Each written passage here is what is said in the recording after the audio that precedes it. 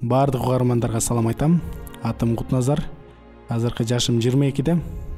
Азыркы учурда Бишкек шаарында жашап, ушул жакта иштейм. Өзүм нарында Жумгал районунда Кызарт деген айылда төрөлүп, ушул жакта 3 жашка чейин чоңойгом. Анан үй-бүлөлүк бир окуялардан кийин Таласка көчүп кеткенбиз. Анан ушул жакта жүрүп, Таласта чоңоюп, окууга бара турган убакыт келгенде интернатка барышка туура келип калды. Анткени үйдөгүлөр мени ошол жакта чоңойтуп караганга мүмкүн болбой калды. Анткени иштеш керек болду үйдөгүлөр. Мен болсо интернаттын ага чейин дагы жакшы жаңылыктары бар эле биз үчүн. Жакшы окутат, жакшы тарбиялайт деген сыяктуулардан. Анан бул нерсе биздин мен апама жагып, анан байкем экөөбүз ошол жака берди интернатка. Ал жакта болсо көбүрөөк интернатта жалгыз бой энелердин балдары, аталары жоктор, апалары жоктор деген сыяктуулар окучу экен. Биз да ошол жакта окуп калдык. Анан 2 же 3 классында Кудай жөнүндө окуп калдым, Иса жөнүндө. Үстүртөдөн, бирок эч кандай деле маани берген жокмун. Анан интернатта чоңоюп жүрүптүк дагы, ошол жакта окуп жүрдүк, жашап жүрдүк. Анан баардыгыбыздын жанагындай абалдарыбыз окшош. Бирөөнүн апасы жок, бирөөнүн атасы жок, бирөөнүн апасы жалгыз деген сыяктуу абалдар. Ошол жакта 7-класска чейин окудук жалпысынан, 1ден баштап. Бирок бир нерсе бар эле, баардыгы билими дагы жакшы эле, ал жактагы тамак ашы да жакшы эле, бизди караган тартиптери дагы аябай жакшы деңгээлде эле. Бирок бир нерсе жетишпей атчу эле бизге. Бул ата-эненин мээрими, ата-энени күтчүбүз, аябай каалачубуз. Анан бирок ата-энебиз кетип биз менен сүйлөшүп турчу. Анан ошол учурларда бизге дайыма аракет кылчу эле, Кудайдын сөзүнөн окуп бизге айтып бергенге, бошоп калсак эле биз ушул Исага ишенгендердин чогулушуна алып барып, ошол жакта кубанып, лагерлерге барып калчу элек, ошол жайкы каникулдар учурунда. Бирок көп учурунда биз ошол жактын тамагын жеп, ошол жактын жашоосу менен жашагандыктан кайсы бир деңгээлде Кудайдан алыс абалда көбүрөөк жүрүп калдык.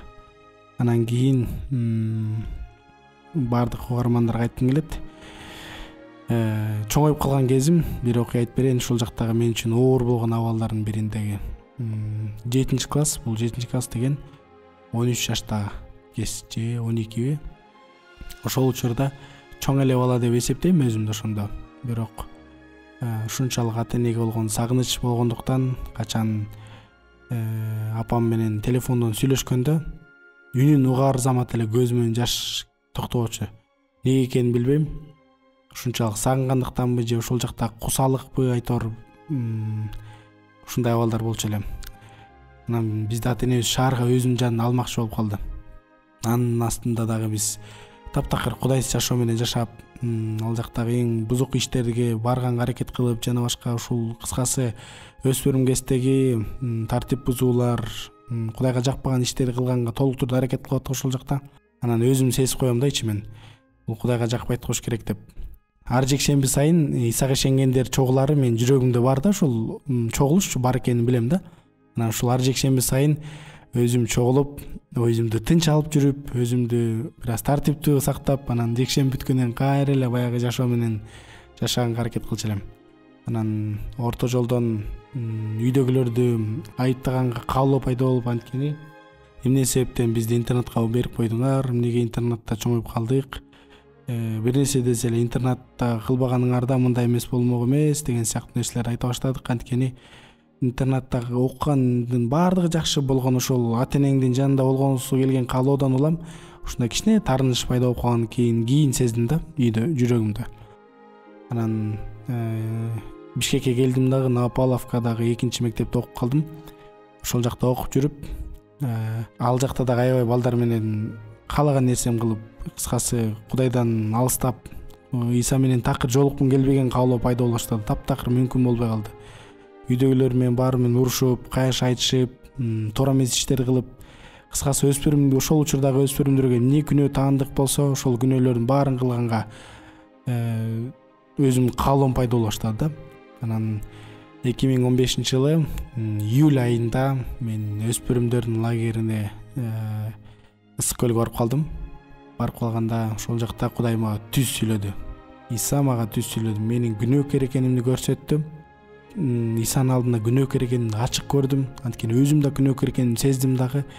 Исанын алдына келип жөнөкөй кечирим сурадым. Иса кечирчи мени. Чындап ага чейин мага мүмкүн болбой калган да, толтура деген күнөөлөрдү кылып баарыбызга мүмкүн. Кимдир бирөө ишене албай аткан чыгар, өспүрүм балам деп. Бирок өзүмдүн жүрөгүмдө мен Кудайга жакпаган иштерди толтура кылдым. Ошол учурда Кудай мага сүйлөдү. Эч ким мага эч нерсе айткан жок. Исанын сөзү насаат сөздөн кийин мага жеке сүйлөгөндө ол дагы Исага келдим дагы. Иса кечирчи деп ыйлап сыйындым. Иса кечирчи деп кадимкидей жүрөгүм көрүп аттым да. Анан кечирим сурадым дагы, сыйынып, ошол жактагы байкелер менен кошо. Анан чыктым. Анан менин Исага ишенип, Исадан кечирим сурап, Исанын баласы болуп калгандыгымды мен бир 3 күн, 4 күндөн кийин сездим окшойт. Себеби маршруткада турам, маршруткада отуруп, айлана чөйрөнү карайын деп атам да. Анан бул жакта дагы бир адамдар турган, ошолорду карайын деп атсам, эми жаман эле көрүнүш да, ошол жакта карайсам эгерде. Анан ичиме бир нерсе сүйлөдү. Аны караба деди. Анан ушунчалык коркуп кеттим да. Эмне болуп кетти деп. Мындай үн так уруп эле келем жүрөгүмдө өзүмдө. Бирок ошондо түшүндүм, көрсө мага Кудай Иса өзү сүйлөп аткандыгын. Мени күнөөгө барышыма, күнөөнү карашыма жол берип аткандыгын. Кийин дагы нерселерден түшүндүм. Көрсө мурдагыдай ата-энеме болгон таарыныч жок. Тескерисинче ата-энемен келип кечирим сурап, ага болгон сүйөрүмдү айтып, таптакыр андай өмүрүмдө болбогон нерселерди кылдым. Анан таң калыштуусу, мурда кылган күнөөлөрүмдөн жийиркенич пайда болуп, кадимкидей өзгөргөнүмдү өзүм да байкап, айлана чөйрөмдөгү адамдар байкап баштады. Мурдагыдай сөгүнбөй калдым. Сөгүнүү деген сөз ошол замат жок болуп кетти да. Анан бир аз адамдардын үстүнөн күлүп койгон адатым бар эле. Ал нерсем токтоп калды өзүнөн өзү. Бир аз шылдыңдаганды, басынтууну жакшы көргөн адам элем, бирок мунун баардыгы токтоп калды. Өзүм токтото алмак эмесмин, анткени мага көнүмүш, мага жаккан нерсе болчу да. Бирок негедир Исага ишенгенден баштап, Исадан келип кечирим сурагандан баштап, ал менин жашоомду толук өзгөртүп алды. Анан эсимде тоо кылып Исадан кечирим сурагандан кийин апама келип туруп, кечирим сурайм, сизди ушинтип айыптап жүргөндүгүм үчүн. Анткени апамдын билчим да менин айткан сөздөрүмдө анын жүрөгү ооруп каларын катуу айтып алчумун. Анткени интернетка эмнеге бердиңер анда деп. Ал сөз мен кийин түшүнүп калдым да. Көрсө менин интернетке окуп атканымдагы бул Кудайдын жетеги болчу экен. Бир учурда мени ушул жол аркылуу алып өткөндүгүн түшүндүм. Ошол жактагы жакшы тартиптерди эсиме салдым. Анан апама келип рахмат айттым. Рахмат, мени баккандыгыңыз үчүн, чоңойткондугуңуз үчүн мен кечирим сурайм. Ошол сизди ушул интернетке эмнеге бердиңер деген сөздү айтып капаланткан учурларым үчүн, деги эле капаланткан учурум үчүн деп. Анан Иса чындап эле менин жашоомду толук түрдө өзгөрттү. Жалпы угармандар болгондуктан бул жака баардык күнөөнү айтуунун кажети жок болуп, чындап менин жашоомдо Кудай өзгөрткөндүгүн айта алдым да. Айта турган болсок, аябай эле көп нерселерди менин жашоомдо өзгөрттү. Анан чындап калпайткан, жөнөкөй эле нерсе болуп калган, баратканда эле калпайтуу иштери, мунун баардыгын чындап Иса Машаяк ал өзгөрттү, менин жүрөгүмдү өзгөрттү, менин өзүмдү өзгөрттү, менин ой жүгүртүмдү өзгөрттү. Анан бүгүнкү күндө ага кызмат кылам. Аны менен бирге кызмат кылгым келет, ага ишенгенден уялбайм.